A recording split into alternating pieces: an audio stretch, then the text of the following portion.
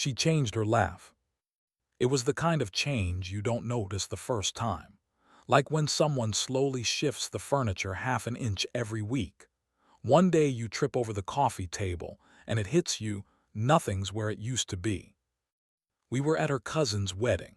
Open bar, bad DJ, family drama waiting to happen. I was sipping flat champagne when I heard her laugh from across the table, not the usual quick breath through her nose or the low chuckle she used to give me when I made a joke. This was sharper, almost rehearsed. She was laughing at that story her uncle always tells, the one about getting locked out in his boxers. A story she used to roll her eyes at. The punchline hit, and there she was, head tilted back, eyes sparkling like she hadn't heard it a dozen times already. I didn't say anything, just stared at the condensation on my glass and let the fizz die out. Later that night she left her phone on the table face down. It buzzed, once, twice, 3 times. I glanced. No names, just message received previews. She reached for it too fast. I said, busy group chat. She nodded, just memes, you know. She never called them that before. Memes. It sounded borrowed, like a word from someone else's mouth she was trying on for size. She smiled, touched my arm, and asked if I wanted dessert. I said no, but I watched her pick at her cheesecake like it was a test she didn't study for. The next morning, she changed her phone password. She was brushing her teeth when I picked it up to check the weather, same as always. 4 digits didn't work. 6 digits didn't work, I asked.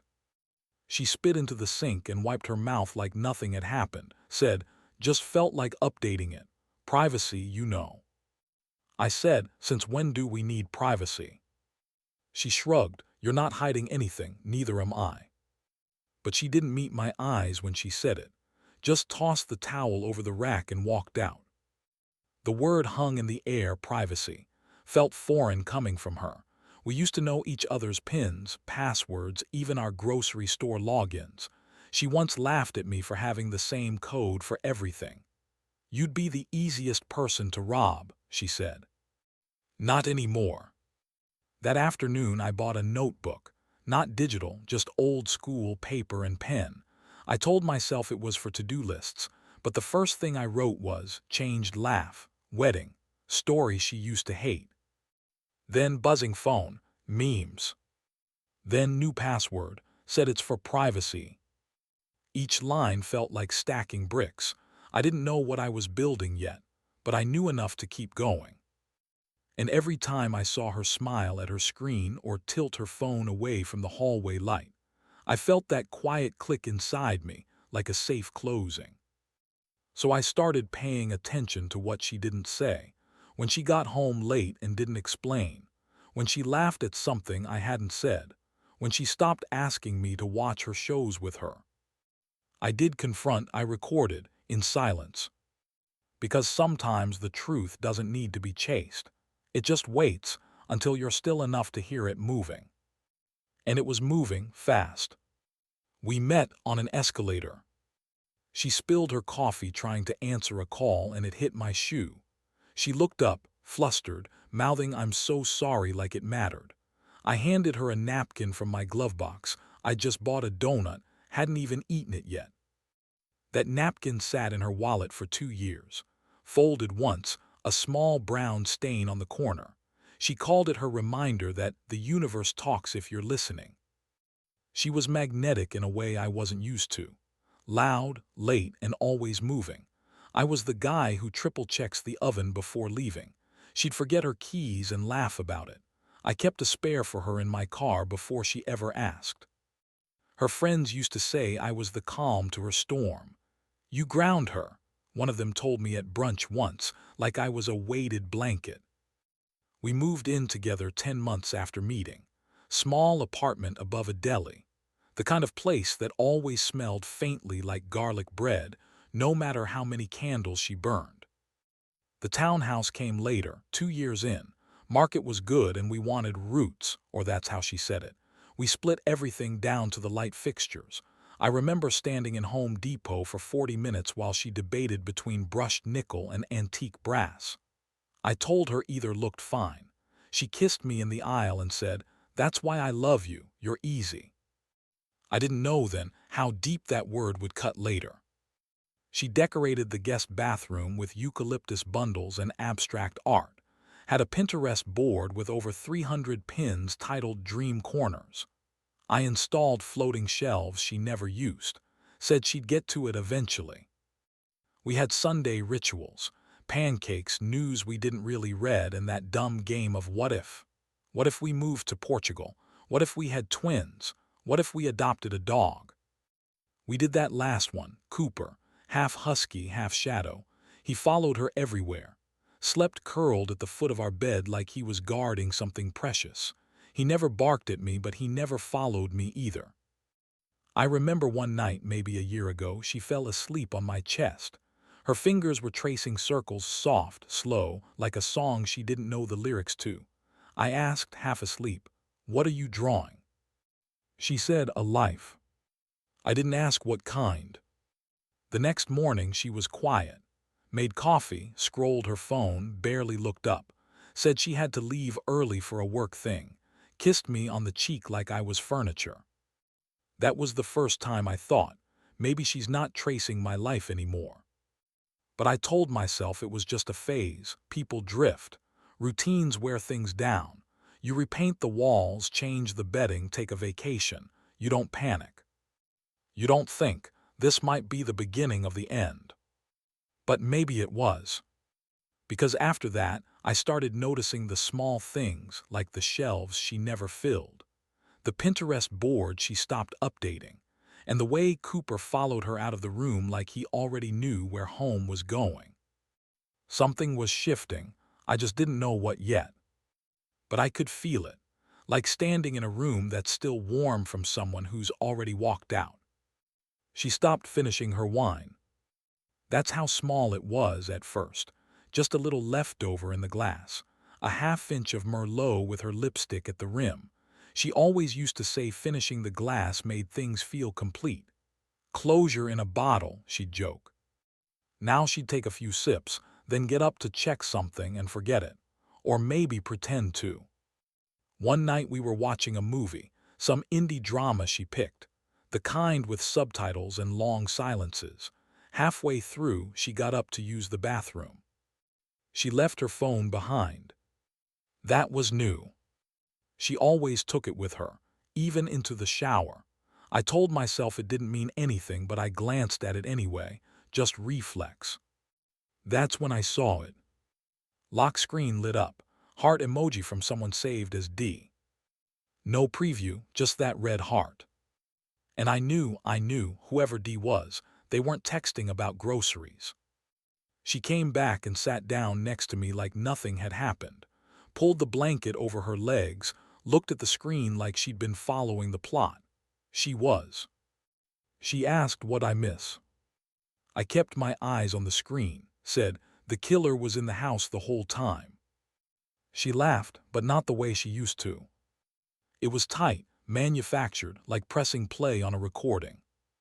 She didn't ask anything else, just scrolled through her phone, thumb flicking fast, screen lighting up her face. I watched her instead of the movie, watched the way she bit her nail, middle finger, left hand. She only did that when she was nervous. She used to bite her thumb when she was thinking. Middle finger was different. I said nothing. And maybe that's when it started, the split. Not when she changed her password or when she came home late smelling like someone else's cologne, but in that silence between us. The kind of silence that's not quiet, the kind that screams under the floorboards. A few days later, we were at dinner. I asked her how her day was. She gave me a list. Meetings, coffee run, awkward client call. She always used to tell stories, add color, give voices to the people. This was just data. I asked about her coworker, the one she used to hate. She blinked, said, "Who?" That was it. She rewritten the cast of her own life, and I wasn't in the new episode. That night I watched her sleep. Her back was turned. She used to sleep curled toward me, hand on my chest. Now it was like I wasn't even there, like I was part of the furniture again. Quiet, steady, easy. I stared at the ceiling for hours, and sometime around 3 a.m., I wrote down a new note. Middle finger, nail biting, D heart emoji. Killer in the house. I still didn't know what I was building with all these pieces, but the more I looked at her, the more I realized she wasn't part of it anymore. She had already moved on, quietly, softly, like a hand slipping out of mine while I was still dreaming. And I was just starting to wake up. She said she was going on a retreat with her sister, long weekend, yoga, digital detox, all that. Thing is, her sister was in Vermont. I knew that because I'd seen her sister's post that morning, autumn leaves and a 2-hour drive to Mom's. Not Hudson, not a spa. She packed light, just one bag, even though she used to overpack for a single night at her mom's. But this time she took the good perfume, the one I gave her for our anniversary 2 years ago. She hadn't touched it in months, said it was too strong. When I hugged her goodbye, she held on a second too long, like she knew something was coming. Then she pulled away, smiled quick, and said, "Don't wait up." The door clicked behind her. That sound, I still hear it sometimes. I didn't move for a while, just stood there staring at the closed door. Then I walked straight to the kitchen drawer, pulled out the iPad. The shared one. She never remembered it, was still linked to her messages. It took a second to sync. Then it all came in at once. Photos, messages, a flood of red receipts and blue bubbles, no passcode needed. The Airbnb reservation was right there. Confirmed. Thursday through Sunday, one queen bed, romantic river view, under her email. Sent to someone saved as D. And then the messages. "I've missed your arms. Can't wait to wake up next to you again. I'll wear your hoodie this time." My hoodie. There was a photo, her in it. Bare shoulders, sheets down to her waist. My hoodie stretched across her chest. She was smiling. That sleepy, soft smile she used to give me when she'd crawl into bed on Sundays. I dropped the iPad. Cooper barked from the hallway, like the sound rattled him too. I picked the iPad back up. My hands were steady, too steady. Scrolled back weeks, maybe months. Messages slipped into lunch breaks, late meetings. Even that night she told me she was driving around to clear her head. Turns out she'd just been parking 2 blocks from his apartment. She told him she loved the way he listened, said he didn't talk too much, said he did watch her like a problem that needed solving. That one stuck. I didn't cry, I didn't scream. I just sat on the couch and let the room fill up with quiet. The kind of quiet that has edges. That night I couldn't sleep, not because of the betrayal, that came later. It was the hoodie. That was the part that made it real. She didn't just leave. She took something of mine and wore it in someone else's bed like it didn't mean anything, like I was a costume she could slip out of. I wrote everything down, not just what I saw, what I felt. The way her words to him sounded like echoes of things she once said to me. Even her laugh in the messages felt rehearsed. By morning, I knew I wouldn't say a word to her, not yet. Because now I understood. She didn't just lie. She replaced me. Quietly, softly, strategically. So I decided to do the same. She came home Sunday night, smelling like eucalyptus and river air. Dropped her bag by the door and stretched like she'd just run a marathon. "That was exactly what I needed," she said, tossing her keys into the bowl we both used, but only I remembered to check. I asked how her sister was. She said, "Good, still overworking herself, but it was nice." No details, no follow-ups, just a brick wall with a painted smile. I nodded, said, "Glad you're back." She kissed me on the cheek, went upstairs to unpack. I waited until I heard the shower turn on before I opened the drawer in the hall and pulled out the folder. Documents, timelines, printouts of her messages, the Airbnb receipt. I slid it all back in after a minute, not for her, for me. This wasn't about catching her. It was about watching the structure fold from the inside. I didn't want an explosion. I wanted silence she couldn't stop. First thing Monday morning, I called the bank. We'd bought the house together, technically, but I paid more, bigger down payment, more consistent payments every month. I'd kept the receipts, every transfer, every timestamp. They walked me through options. It wasn't simple, but it was doable.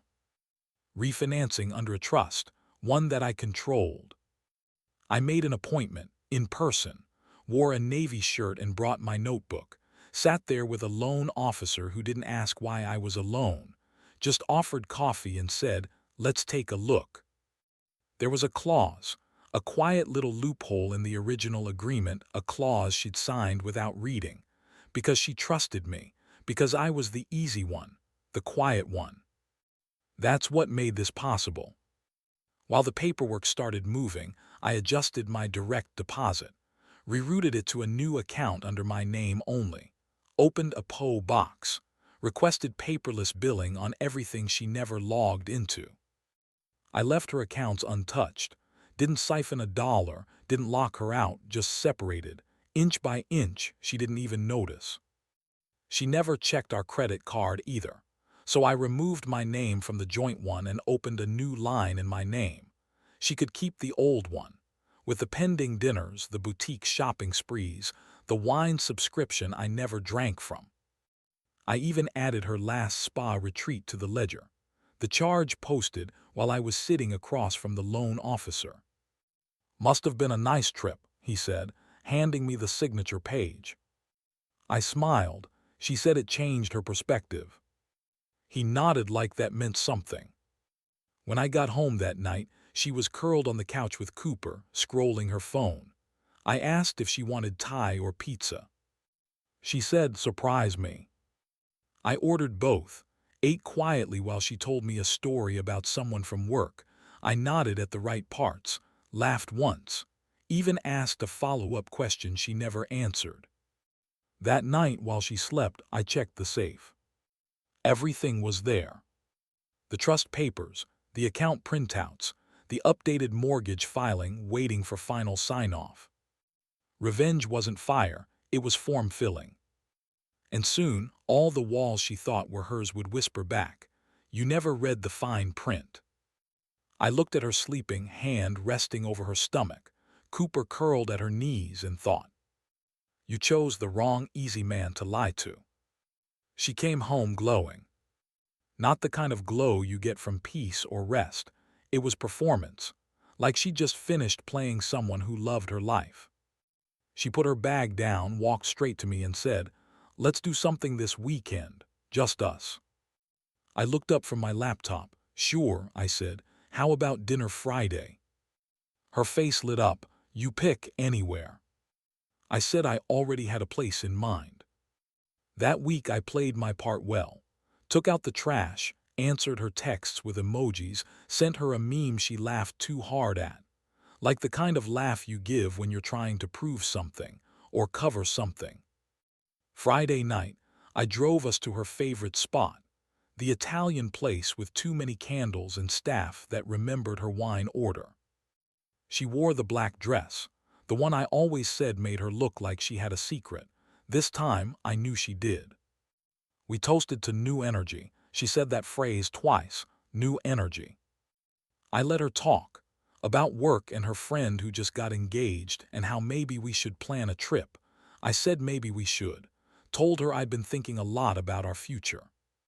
She reached for my hand across the table and said, "I'm so glad we're in this together." I smiled. "Me too," I said.